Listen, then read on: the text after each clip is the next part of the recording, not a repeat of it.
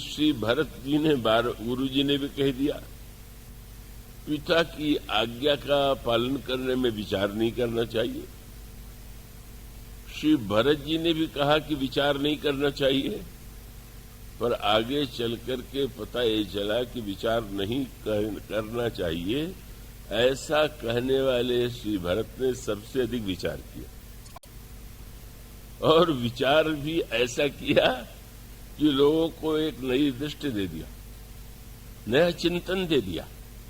और वह नया चिंतन और नया विचार रामराज्य शब्द का जब प्रयोग किया जाता है तो भी मान लिया जाता है कि जहां पर हर वस्तु सुलभ हो, प्रत्येक व्यक्ति सुखी हो, रोग न हो और नाना प्रकार की सुविधाएं हो, वो रामराज्य तो अच्छे राज्य का लक्षण तो है ही।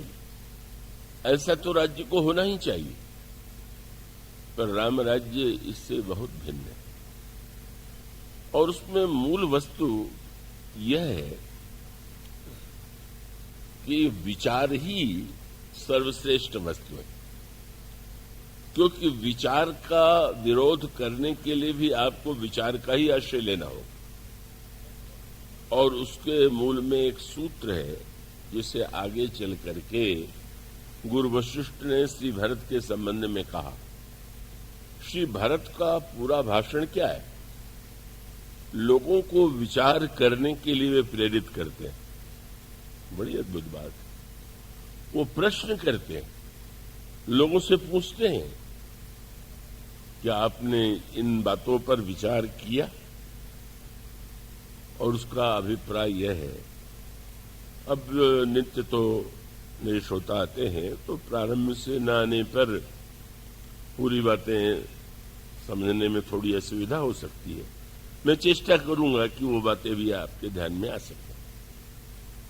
गोस्वामी जी ने रामायण की रचना के बाद जब उनसे पूछा गया कि रामायण कितने बार पढ़ने से लाभ होगा, कितने पाठ किए जाने चाहिए, तो पाठ का बड़ा महत्व है, पाठ करने वाले धन्य हैं। पर गोस्वामी जी ने कहा कि मनुष्य के कल्याण के लिए तो 5-7 चौपाइयां भी बहुत, लेकिन कहा 5-7 चौपाइयां, यहां तो रामायण बार बार पढ़ते हैं, पाठ करते हैं। पर आप जो कहते हैं वैसा तो कुछ जीवन में परिवर्तन नहीं दिखाई देता। और तब गोस्वामी जी ने जो वाक्य कहा, वो शब्द इतने महत्व का है कि उसकी महिमा को आप समझने की चेष्टा करें। गोस्वामी जी कहते हैं, सतपंच चौपाई मनोहर जान। केवल पढ़ना नहीं है, उसको जानना है। और जानना ही नहीं है, उसको हृदय में धारण करना है। वे कहते हैं, जान जे नर उर धरे। उसका परिणाम क्या होगा? विवाह कन्याओं का नहीं होता तो लोग प्रश्न करने आते हैं, कन्या का विवाह नहीं हो रहा है, क्या करें? तो मानुष का प्रयोग मंत्र के रूप में भी होता है। गोस्वामी जी भी इसे स्वीकार करते हैं।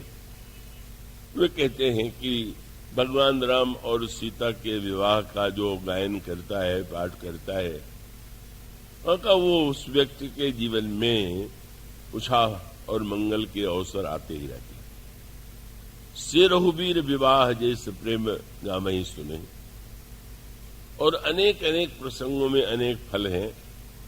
मनुष्य में अनेक कामनाएं होती हैं तो आश्वासन देते हैं, भव भेषज रघुनाथ जस सुनहि जन अरुणारी, तिनकर सकल मनोरथ सिद्ध करहि त्रिपुरारी।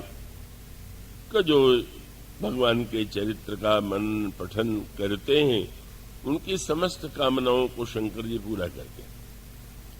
इस तरह से उन्होंने जो सांसारिक व्यक्ति की कामनाएं होती हैं, उनके फल के संदर्भ में भी यह आश्वासन दिया कि रामचरितमानस के द्वारा वह मिल सकता है।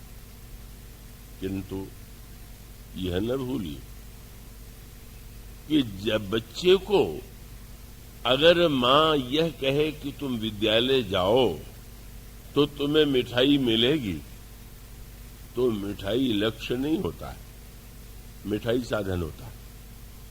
और इसका अर्थ है कि बालक के मन में, क्योंकि उसको मिष्ठान प्रिय है और उसके प्रलोभन से एक बार जब पढ़ना प्रारंभ करेगा और बाद में पढ़ने में उसका की रुचि हो जाएगी और इतना आनंद आवेगा, तो उसको मिठाई की याद उस तरह से नहीं आवेगी। तो इसका अर्थ ये हुआ कि इन कामनाओं की पूर्ति के लिए जो रामायण का आश्रय लेते हैं वो ठीक है, कामनाएं भी पूर्ण होती हैं, पर उसका उद्देश्य क्या है। और इस संदर्भ में मैं एक बात कहूं, मान तुलसीदास जी के ये 500 वर्ष का प्रसंग है। गोस्वामी जी महाराज के विषय में यह उनकी जनश्रुतियों में बात आती है कि वे काशी में रहते हुए जब निवृत्त होने के लिए प्रातःकाल लोटे में जल लेकर के जाते थे तो वहां पर एक बबूल का वृक्ष था। जल का पात्र बड़ा था, बच जाता था, तो वे एक स्वभाव से ही उस बबूल के जड़ में डाल देते थे, सहज रूप से। पर जनश्रुति है कि उस बबूल में एक भूत रहता था और वो जब नित्य जल उससे मिला तो इतना संतुष्ट हुआ कि तुलसीदास जी के सामने प्रकट हो गया और कहा कि मुझ जैसे प्यासे व्यक्ति को आपने प्रेम से जल पिलाया, आप क्या चाहते? तो कोई भूत के लिए जल नहीं देते थे, पर उसने कहा कि आप क्या चाहते? और तब गोस्वामी जी ने कहा कि मैं तो भगवान श्री राम को पाना चाहता हूं। कैसी विचित्र बात थी।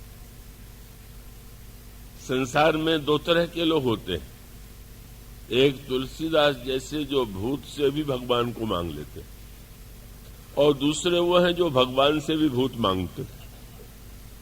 अधिकांश लोग भगवान से भी भूत ही मांगते।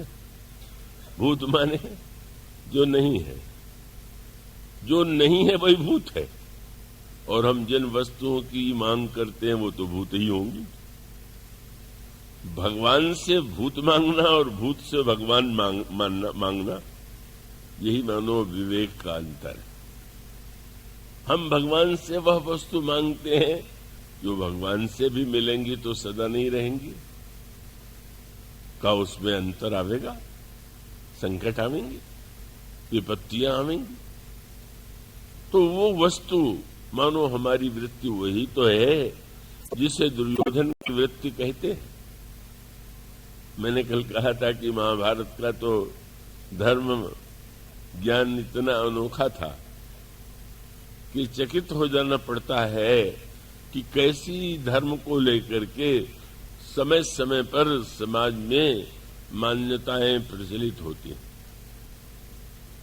उस काल की यही एक मर्यादा बनी हुई थी कि अगर कोई युद्ध के लिए आपको आमंत्रित करे और आप क्षत्रिय हैं तो उस आमंत्रण को स्वीकार करना चाहिए, और दो पक्षों में चुनाव भी करना हो तो पहले जिसकी ओर से निमंत्रण आ जाए उसकी ओर से लड़ना, ये धर्म है। कैसा विचित्र धर्म है जो ये नहीं कहता है कि न्याय के लिए लड़ना धर्म है, कहता है जो पहले आ गया उसकी ओर से लड़ना धर्म है। रामराज जी इसीलिए द्वापर युग में नहीं बन पाया, अब तो बनने का प्रश्न ही नहीं। इसलिए नहीं बन पाया कि जहां पर धर्म की ऐसी व्याख्याएं प्रचलित हो उसमें भगवान भी आके क्या करें। भगवान तो वही थे जो त्रेता युग में थे, वही श्री राम थे, वही द्वापर युग में श्री कृष्ण मरे, पर त्रेता युग में भरत जैसे महात्मा थे, संत थे, भक्त थे, जिन्होंने धर्म को वास्तविक रूप में प्रस्तुत किया और लोगों के जीवन में वैचारिक क्रांति कर दी। और द्वापर युग तो ऐसा, धृतराष्ट्र ही अंधा नहीं था का इतने अधिक अंधे उस समूह में थे कि उस धर्म की विकृतियों के कारण सारा युद्ध कितना विनाशकारी सिद्ध हुआ, उसको पढ़ने से पता चलता है।